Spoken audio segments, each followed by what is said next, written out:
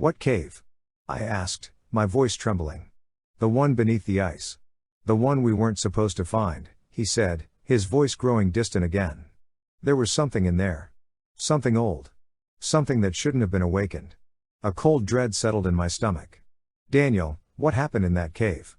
He didn't answer, just turned back to the window, staring into the night. I backed out of the kitchen, my mind racing. This person in my home. He looked like my brother, but deep down, I knew he wasn't.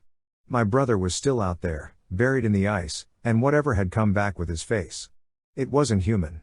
That night, I locked my bedroom door, terrified of what might happen if I didn't. I could hear him moving around the house, his footsteps unnaturally slow and heavy. There was a strange, wet sound, like something slithering across the floor. I didn't sleep. The next morning, I found him sitting at the kitchen table, staring blankly at the wall. He looked wrong.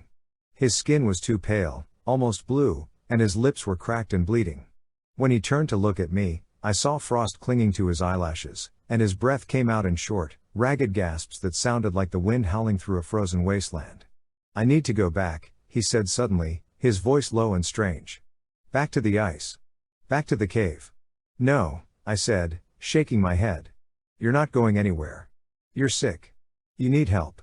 He smiled then, a twisted, unnatural grin that sent shivers down my spine. It's too late for that. The ice. It's calling me. It wants me to come back. To finish what we started. I didn't know what to do. He wasn't my brother, he was something else, something that had taken his place. And I was alone with it, trapped in my own home. That night, I heard him leave. I watched from the window as he walked into the darkness, barefoot, wearing nothing but a thin hospital gown. The air was freezing, but he didn't seem to notice. I didn't try to stop him, I couldn't. I was too scared, too certain that whatever he was going to meet in the cold was his true home. They found his body the next day, frozen solid just a few miles from the house. But when I saw him in the morgue, I knew it wasn't over. His face was twisted into that same unnatural grin, and his eyes, those black, empty eyes, seemed to follow me as I backed out of the room. The ice had taken my brother, and in his place, it left a monster.